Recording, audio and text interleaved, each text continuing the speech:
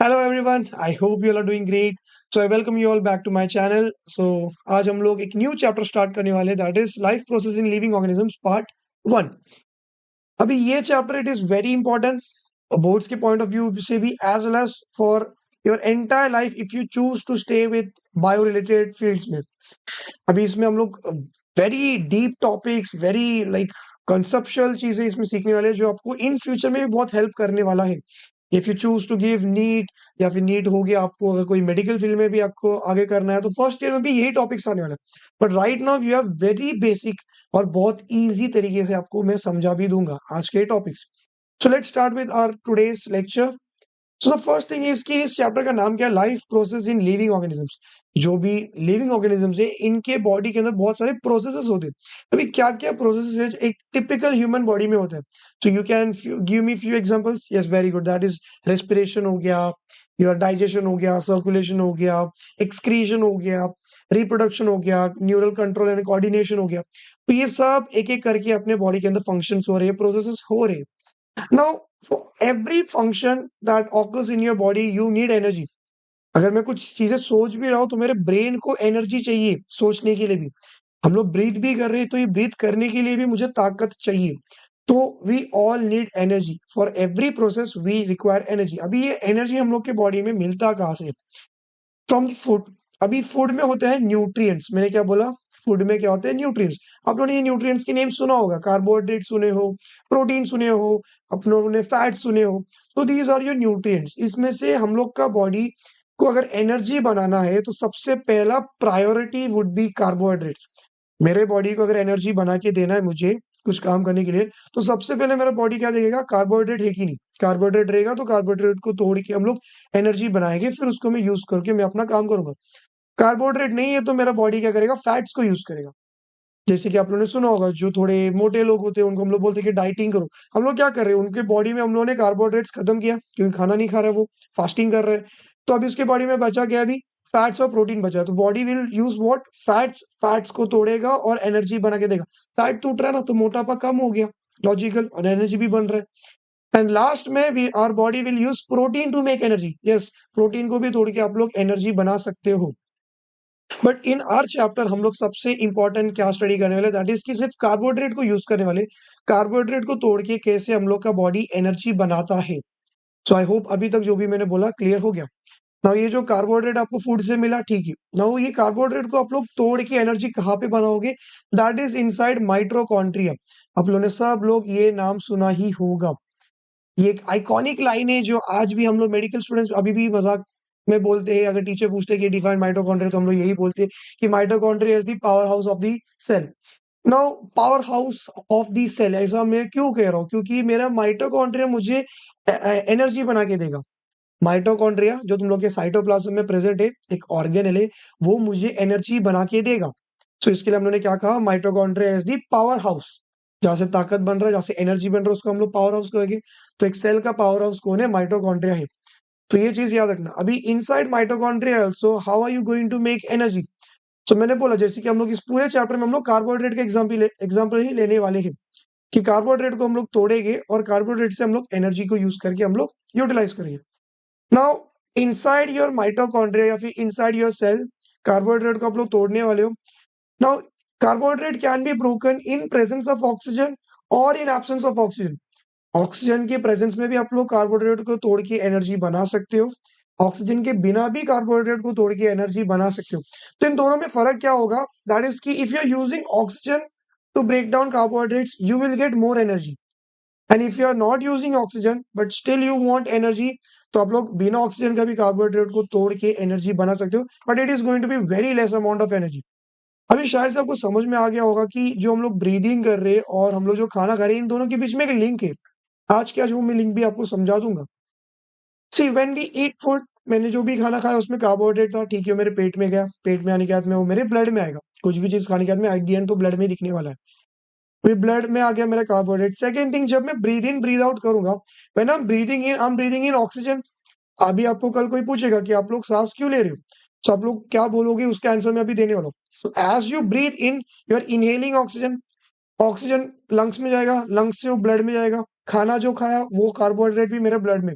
तो carbohydrate as well as oxygen both are in my blood. अब ये दोनों एक सेल के अंदर घुसेंगे और सेल के अंदर ये दोनों मिलके क्या बना के देंगे, एटीपी बना के देंगे, इन शॉर्ट एनर्जी बना के देंगे।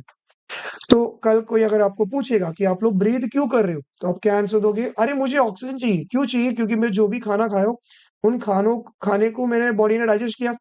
अभी उस डाइजेस्टेड फूड में से मुझे अगर एनर्जी बनाना है, आई नीड ऑक्सीजन, इसलिए मैं ब्रीद इन करता हूँ। अभी जब हम लोगों ने एनर्जी बनाया, उसके बाय प्रोडक्ट में CO2 बनता है और उसी CO2 को आप लोग ब्रीद आउट करते हो। आई होप ये लॉजिकल चीज आपको समझ में आ गया होगा। So right now I told you कि you can break down carbohydrates in presence of oxygen or in absence of oxygen. If you are using oxygen to break down carbohydrates, then that type of respiration is known as aerobic respiration.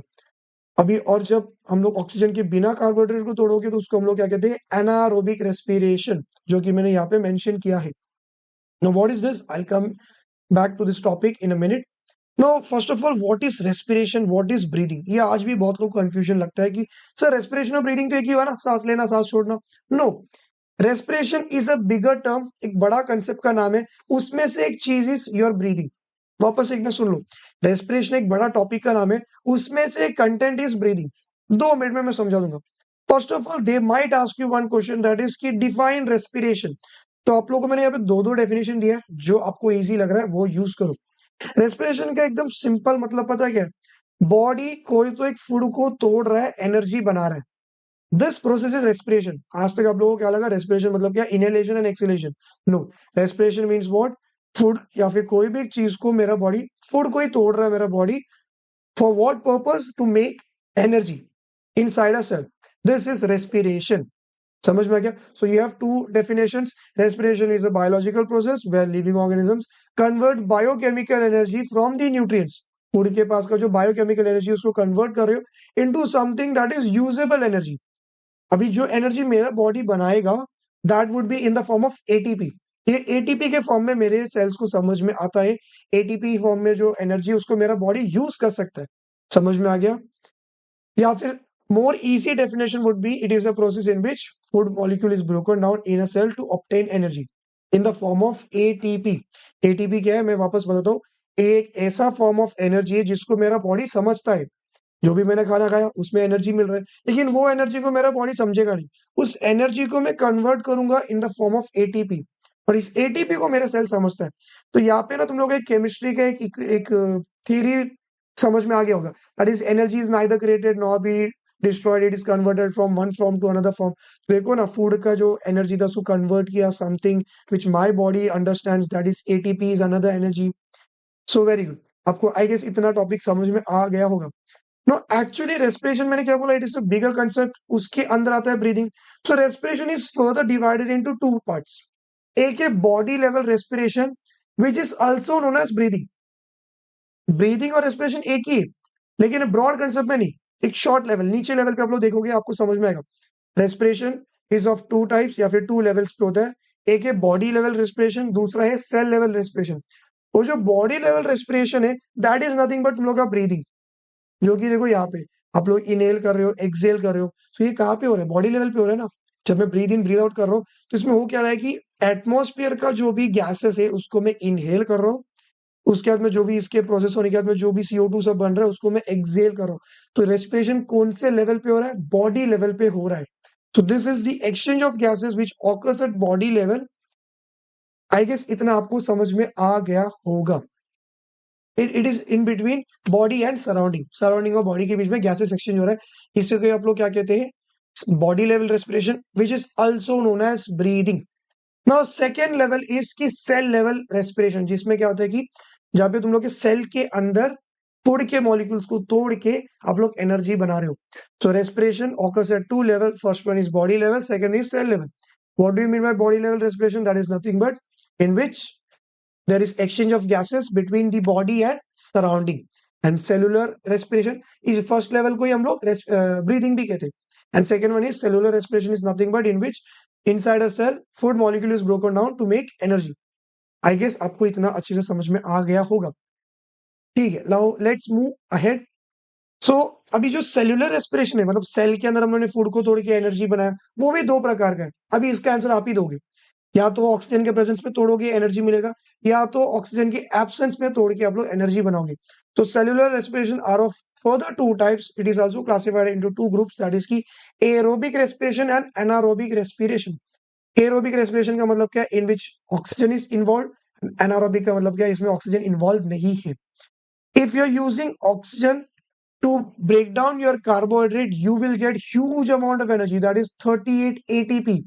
और अगर आप लोग oxygen के बिना आपको energy बनाना है तो आप लोग कार्बोहाइड्रेट को तोड़ पाओगे, लेकिन बहुत कम एनर्जी बनेगा, that is nothing but 2 he ATP बनेगा। 2 ATP एंड 38 ATP, बहुत बड़ा फर्क हुआ कि नहीं हुआ? वेरी गुड, आपको अभी तक जो भी मैंने कंसेप्ट बोला समझ में आ गया है। नाउ व्हाट हैपेंस कि ये देखो, कार्बोहाइड्रेट को मैं जो बोल रहा हूँ कि हम लोग तोड़ेंगे कार्बोहाइड्रेट से एनर्जी बना रहे, it is not a single step, it is a series of multiple steps. तो अभी जब हम लोग करेंगे तब आपको ना बीच में बहुत सारी अदर चीजें भी बनेगी। ATP at the end I have to make ATP, carbohydrate को तोड़ के एटीपी बनाना है, जो मेरा बॉडी समझ सकता है। But during this process my body will make some sort of other type of energy, जिसको मेरा बॉडी इन फ्यूचर एटीपी में कन्वर्ट करेगा। मैंने क्या बोला, वापस सुनो। एटीपी मेरा बॉडी बनाएगा, जब कार्बोहाइड्रेट को तोड़ रहा हूँ एटीपी बनता है, जिसको मेरा बॉडी डायरेक्टली यूज कर सकता है। बट इसके साथ ही साथ कुछ ऐसे भी सब्सटेंसेस मेरा बॉडी बनाएगा जिसको मैं इन फ्यूचर कन्वर्ट कर सकता हूँ into ATP. So there are, in short there are two types of energies, direct energy और indirect energy. Direct energy is nothing but ATP, carbohydrate को तोड़ रहे सीधा एटीपी बना, that is your direct energy. Indirect ATP या फिर indirect energy means what की यहाँ पे हम लोग कुछ अलग टाइप के मॉलिक्यूल बना रहे हैं जो इन फ्यूचर में क्या बना के देगी, एटीपी बना के देगी। तो वो मॉलिक्यूल्स का नाम क्या है, that is NADH2 and FADH2। अभी इसका नाम आपको एग्जाम में आएगा in answer in one sentence में, so you have to write NADH2 का मतलब क्या है, निकोटिनामाइड एडिनाइन डाइन्यूक्लियोटाइड। और FADH2 का नाम क्या है, अपना फेल्विन एडिनाइन डाइन्यूक्लियोटाइड। एक चीज याद रखना है यहाँ पे, NADH2 और FADH2 ना कोई तो एक विटामिन का बना है, वो कौन सा विटामिन है ये MCQ में आने का हाई चांस है, जो मैं आगे जब विटामिन सिखाऊंगा तब ये मैं बता दूंगा। For now what you have to remember that is की ड्यूरिंग कार्बोहाइड्रेट का breakdown you will get direct energy, that is ATP, and you will also get indirect energy, that is nothing but NADH2 and FADH2। अभी NADH2 FADH2 को in future में आप लोग इसको convert कर सकते हो into ATP। So tell me, एक NADH2 का मॉलिक्यूल कितना एटीपी देगा इन फ्यूचर, और कितना एक FADH2 एटीपी देगा in future. So one molecule of NADH2 would give you 3 ATPs। Future में कैसा देगी हम लोग वो भी देखने वाले। और एक FADH2 को मैं कन्वर्ट कर सकता हूँ इनटू ATP, तो एक FADH2 मुझे कितना ATP देगा, 2 ATP देगा। NADH2 3, FADH2 2 ATP। इसको और अच्छे से समझना है, I can tell you with respect to our money. See ATP is like अपना इंडियन रुपीस, पैसा। और जो indirect NADH2 FADH2 is your check. अगर मुझे कुछ चीज खरीदना है, I what I will do, I will use ATP, I will use direct currency, सीधा पैसा दिया मैंने चीजें खरीद लिया। बट NADH2 और FADH2 इज लाइक चेक, इसको मैं रख सकता हूँ। इन फ्यूचर में मैं चेक को कन्वर्ट कर सकता हूँ इनटू मनी। समझ में आ गया, कैश में मैं कन्वर्ट कर सकता हूँ। तो वही तो मैंने यहाँ पे किया, NADH2 और FADH2 को इन फ्यूचर में कन्वर्ट किया into ATP। One more thing that you need to remember, cell का एनर्जी करेंसी बोल के क्वेश्चन आएगा तो उसका आंसर क्या है, ATP।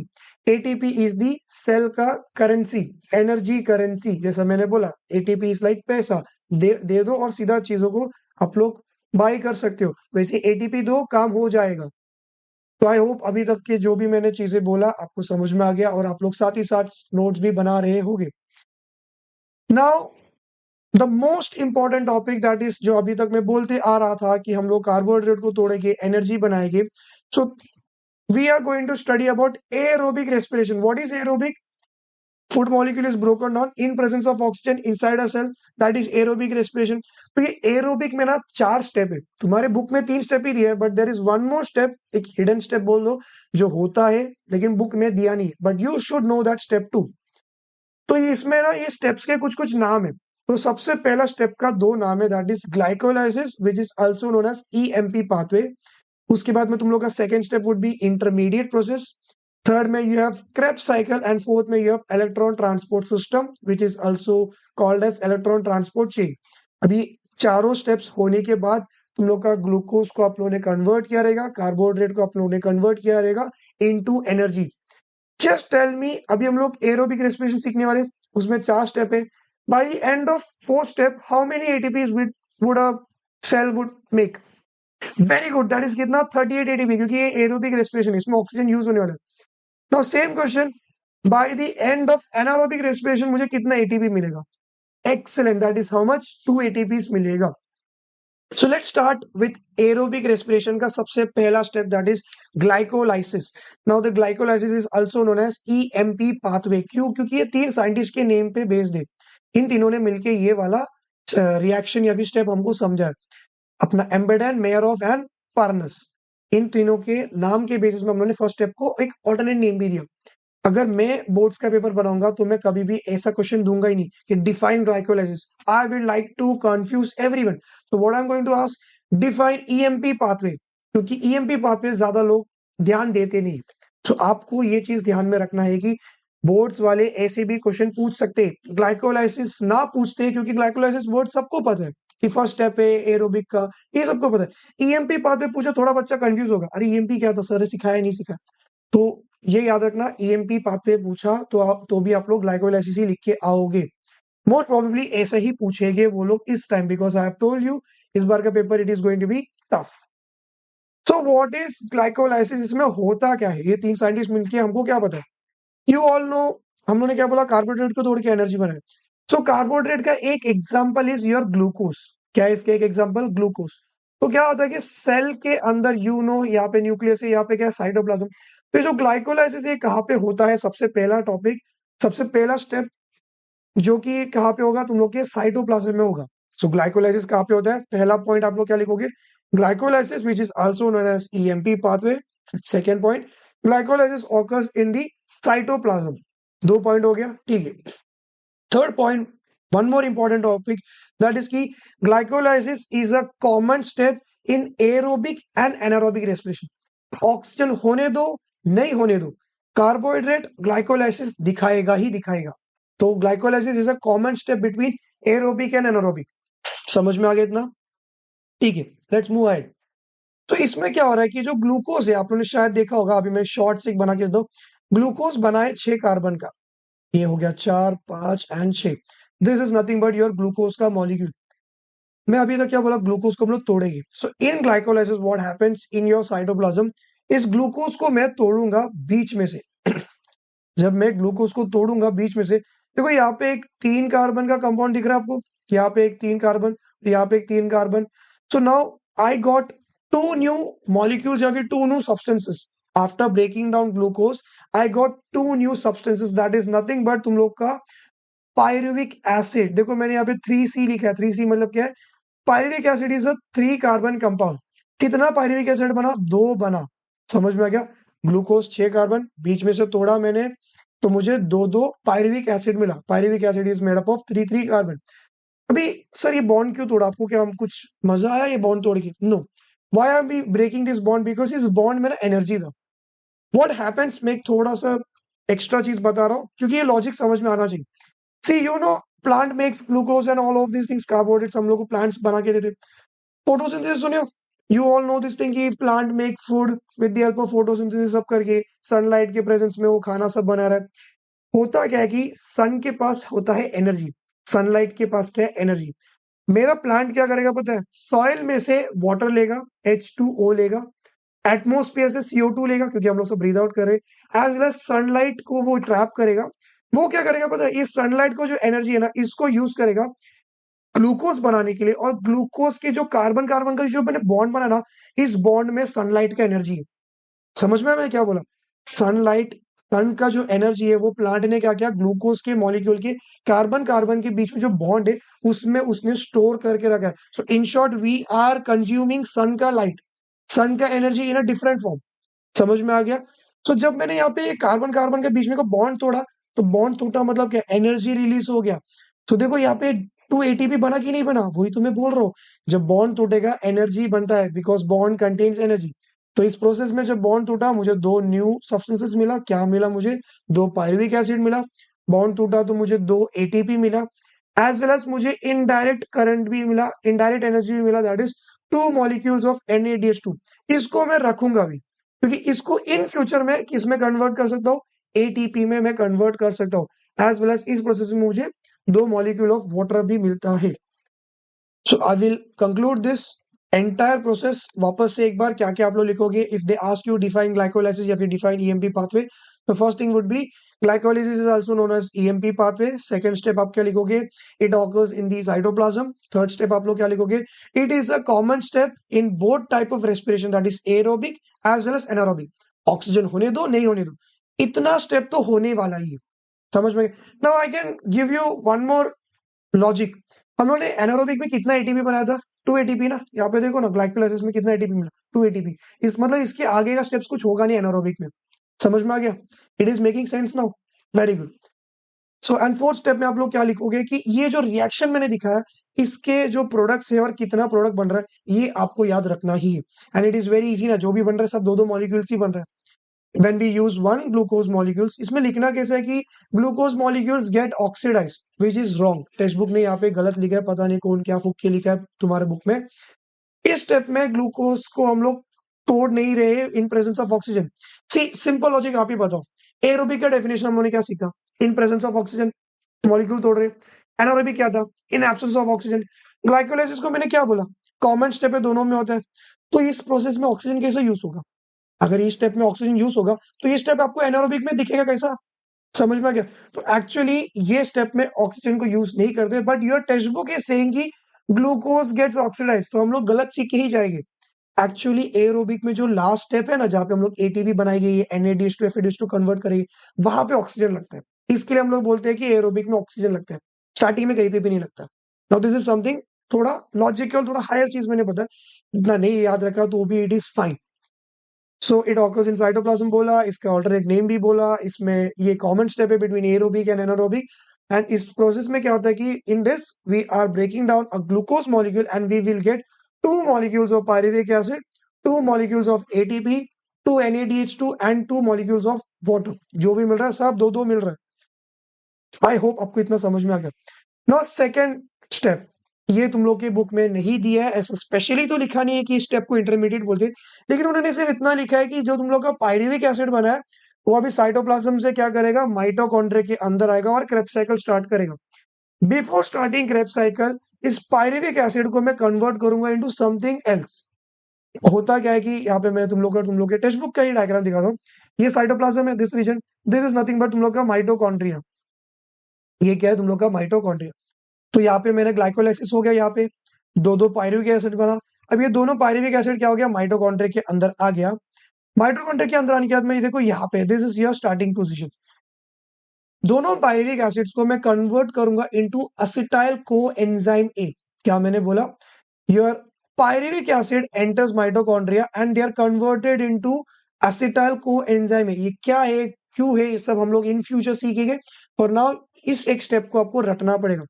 पायरुविक एसिड माइटोकॉन्ड्रिया के अंदर चला गया। Before entering Krebs cycle pyruvic acid को मुझे कन्वर्ट करना है इनटू एसिटाइल कोएंजाइम में। अब जब मैंने पायरुविक एसिड को एसिटाइल कोएंजाइम में कन्वर्ट किया, तब इस जगह पे भी मुझे कितना, 2 मॉलिक्यूल्स ऑफ NADH2 मिला और 2 मॉलिक्यूल्स ऑफ CO2 भी मिला। वहां पे पानी मिला, यहाँ पे CO2 मिला। देखो CO2 बन रहा है यहाँ पे, आप लोगों ने ऑक्सीजन यूज किया था, अभी आगे हम लोग इसको यूज करें, ऑक्सीजन को यूज करके फूड को ATP में कन्वर्ट करने वाले ऑब्वियसली। CO2 बना कि नहीं बना, और इसी CO2 को आप लोग रिस्पायर करो तो आपको समझ में है CO2 बॉडी में बनता कैसे है। ड्यूरिंग मेटाबॉलिक रिएक्शन CO2 बनता है। देखो कितना एडवांस चीज है, आप लोग सीख रहे हो फ्लो में। सो इंटरमीडिएट स्टेप ऐसा कोई नाम बुक में दिया नहीं है, but you should know this step. Intermediate step is nothing but in which there are 2 molecules of pyruvic acid, they enter inside your mitochondria and they get converted into acetyl coenzyme A. Along this, there are 2 molecules of NADH2 and 2 molecules of CO2 is produced. At least NADH2 याद रखो, CO2 नहीं याद रखा तो भी चल जाएगा। So this was your intermediate step. So now I have your acetyl coenzyme A मुझे मिल चुका है, राइट? ठीक है। अब ये होता क्या है कि कितना पायरुविक एसिड था, 2, तो कितना एसिटाइल कोएंजाइम में बनेगा, 2। अभी एक एसिटाइल कोएंजाइम में एक बार ये पूरा साइकिल कंप्लीट करेगा, दैट इज क्रेब्स साइकिल। एक एसिटाइल कोएंजाइम में खत्म। लेकिन कितना था, 2 एसिटाइल कोएंजाइम। फिर दूसरा एसिटाइल कोएंजाइम आएगा, ये पूरा साइकिल रिएक्शन करेगा, खत्म। Bye the end of Krebs cycle तुम्हारा कार्बोहाइड्रेट पूरा यूटिलाइज हुआ रहेगा, सारे बॉन्ड वॉन्ड जो भी तोड़ना तोड़ दिया, उसमें से जितना एनर्जी चाहिए एनर्जी से सब मिल गया, एटीपी एनएडीएच2 एफएडीएच2 सब बना के रख लिया। सो तुम लोग का ये जो प्रोसेस है, इसके एंड में you will get all your products, ATP NADH2 FADH2. समझ में आ गया? अभी व्हाट इज क्रेब्स साइकिल, वो अभी सीखना है। ये क्रेब्स साइकिल को हम लोग इन टोटल दे रहा 3 नेम्स। क्रेब्स साइकिल, अभी जिस साइंटिस्ट ने इसको ढूंढा उनका नाम था सर हेंस क्रेब, तो उन्होंने उनके बेसिस में इस साइकिल को एक नाम दे दिया। अभी obviously if I invent something तो मैं उसको खुद का ही नाम दे दूंगा।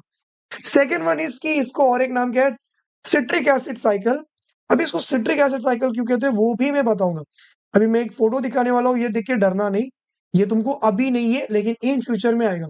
सी देखो ना, माइटोकॉन्ड्रिया में ये हम लोगों ने देखा एसिटाइल कोएंजाइम में लिखा था, फिर ऐसा एरो दिखाया था, ठीक है नहीं, ऐसा पूरा एक एरो दिखाया था और उसके आजू बाजू में बहुत सारी चीजें लिखी थी। इफ यू लुक क्लोजली देखो यहाँ पे सबसे पहला मॉलिक्यूल क्या है, एरो का डायरेक्शन देखो ना इस तरफ है। एसिटाइल कोएंजाइम में इस साइक्लिक चेन रिएक्शन में घुसने के बाद सबसे पहला मॉलिक्यूल क्या बना, सिट्रिक साइट्रेट। सो शायद से अभी तुमको लॉजिक समझ में आ रहेगा कि ये क्रेब साइकिल को हम लोग सिट्रिक एसिड साइकिल क्यों कहते हैं, because citric acid is the first stable molecule which is produced during this cycle. Citric acid सबसे पहला स्टेबल मॉलिक्यूल बनता है, तो इसके बेसिस में भी मैंने नाम दिया। अभी सर ये ट्राई कार्बोक्सिलिक एसिड साइकिल का मतलब क्या है, तुम लोग का सिट्रिक एसिड केमिकली दिखता है, पता है कैसा है? सिट्रिक एसिड बना है 3 कार्बोक्सिलिक एसिड से बना है, कुछ ऐसा बना है। COOH इज नथिंग बट तुम लोग का कार्बोक्सिलिक एसिड। तो ये जो हम लोग का सिट्रिक एसिड है वो किस चीज का बना है, 3 कार्बोक्सिलिक एसिड का बना है। So that is why we call this cycle as tricarboxylic acid cycle. तो ये रिएक्शन को 3 नेम्स क्या क्या बेसिस में थे, पहले साइंटिस्ट का नेम क्रेब्स साइकिल, दूसरा इस रिएक्शन का या फिर इस चेन इस साइक्लिक रिएक्शन का सबसे पहला स्टेबल प्रोडक्ट है सिट्रिक एसिड, तो सेकंड नेम इसके बेसिस में आया।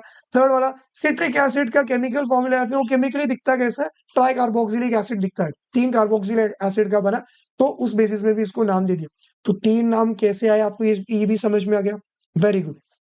सो नाउ व्हाट हैपेंस कि तुमको ये डायग्राम देख के समझ में आया कि इसमें प्रोडक्ट्स क्या बनेगा और तुम लोग खुद ही इसका आंसर दे दोगे।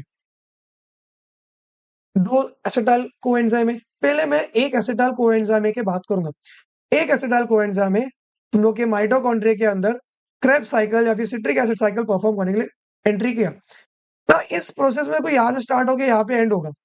टेल मी क्या क्या प्रोडक्ट्स बन रहे हैं इसके दौरान। तुमको यहाँ पे एक NADH2 दिख रहा है, यहाँ पे एक NADH2 दिख रहा है, यहाँ पे NADH2 दिख रहा है, मीन्स व्हाट, क्रेब्स साइकिल में मुझे एक एसिटाइल कोएंजाइम में से मुझे 3 NADH2 मिलेगा। और क्या क्या दिख रहा है आपको, आपको 2 CO2 भी दिख रहा है। सो एक एसिटाइल कोएंजाइम में से मेरे को 3 NADH2 मिला, 2 CO2 के मॉलिक्यूल्स मिला और एक FADH2 भी मिला। सो तुम लोग का क्रेब्स साइकिल या फिर सिट्रिक एसिड साइकिल में आपको क्या क्या प्रोडक्ट्स मिल रहे हैं, एसिटाइल कोएंजाइम को यूज करके you are getting NADH2, FADH2, CO2। If you are using one acetyl coenzyme, you will get 3 NADH2, 2 CO2 और एक FADH2। बट एक एसिटाइल कोएंजाइम में था क्या, नहीं था ना, दो एसिटाइल कोएंजाइम में था। तो ये वापस होने वाला दूसरा एसिटाइल कोएंजाइम को यूज करूंगा, तो वापस 3 NADH2 बनेगा, वापस 2 CO2 बनेगा और वापस एक FADH2 बनेगा। सो इन टोटल इस प्रोसेस में क्या क्या बन रहा है आप लोग बता सकते हो कि नहीं। एसिटाइल कोएंजाइम ने मुझे 3 NADH2, एक CO2, एक FADH2। Now there is one more thing, एक GTP बोल के भी एक चीज बनता है। अभी वो क्या है सब छोड़ दो, इन शॉर्ट यहाँ पे एक ATP भी बनता है। ये जो क्रेब्स साइकिल का मैंने फोटो दिखाया ना, इसमें कहीं तो यहाँ पे देखो, यहाँ पे GTP दिख रहा है, हाँ एक second, I am so sorry, किधर गया, हाँ इस प्रोसेस में कहीं यहाँ पे ना एक ATP भी बनता है। तुम्हारे टेक्स्ट बुक में नहीं दिया लेकिन बनता है। अभी क्यों मैंने बोला, क्योंकि मुझे एट दी एंड तुमको 38 ATP काउंट करा के दिखाना है कि नहीं।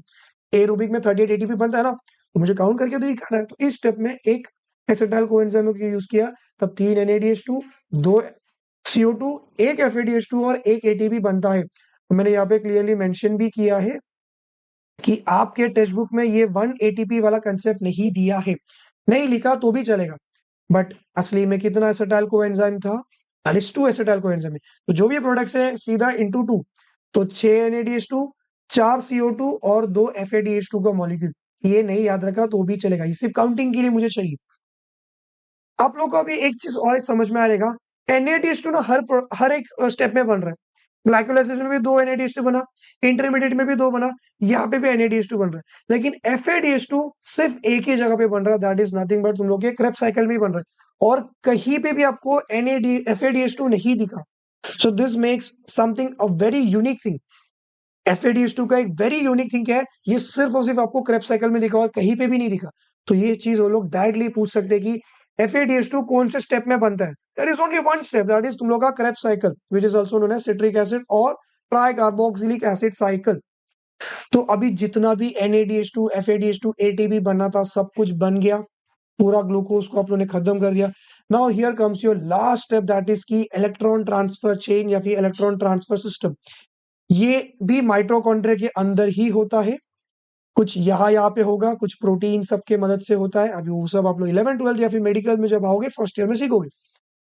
तो अभी जितना भी ये NADH2 और ये FADH2 जो भी बना है, मैंने क्या बोला, इनको मैं इन फ्यूचर यूज करूंगा, इसको मैं कन्वर्ट कर सकता हूँ इनटू ATP।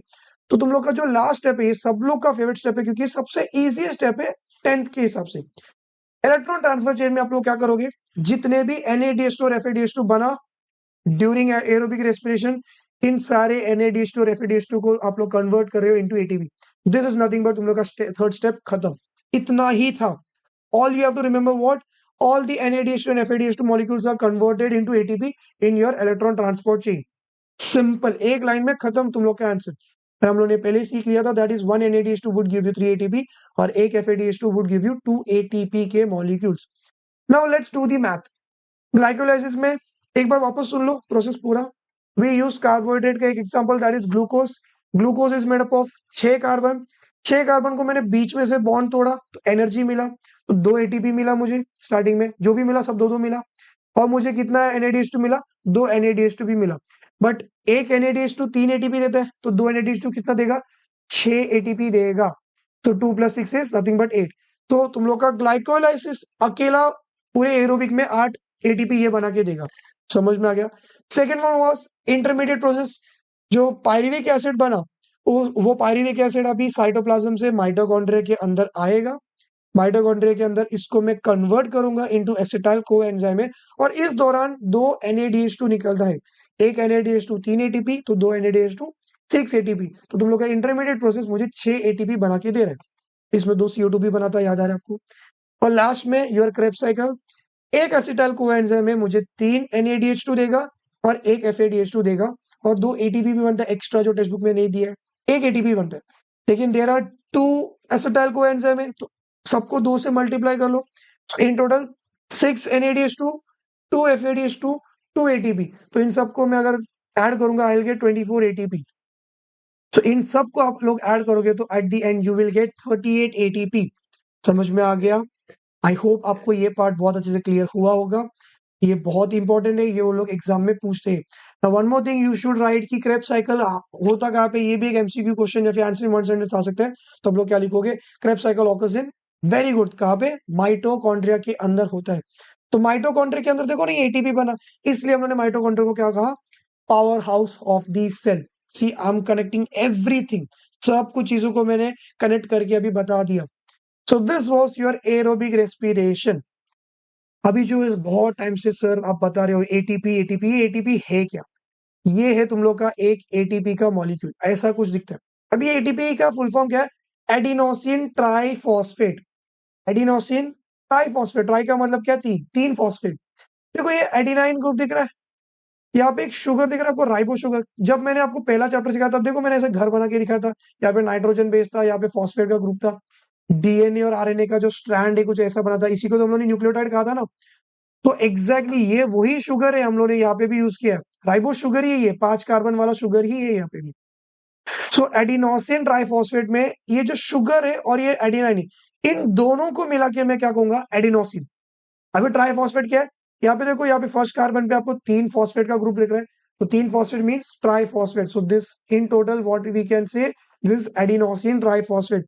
ये एक एनर्जी है, डायरेक्ट एनर्जी, सीधा पैसा, रोकड़ा, जिसको मैं यूज करके सीधा काम करा सकता हूँ।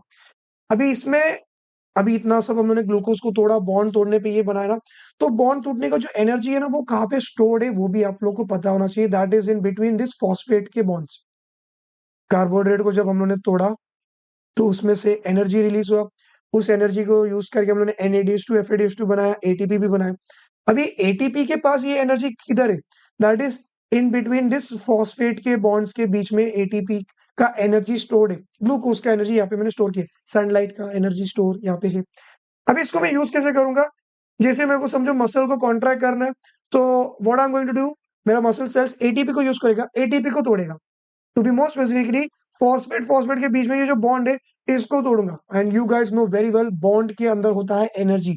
तो जैसे ही ये एडिनोसिन ट्राइफॉस्फेट का एक फॉस्फेट को मैं तोड़ूंगा, बॉन्ड तोड़ेगा, तो एनर्जी मिलेगा, और इस एनर्जी को यूज करके मैं अपने मसल को कॉन्ट्रैक्ट करूंगा और मेरा काम हो जाएगा।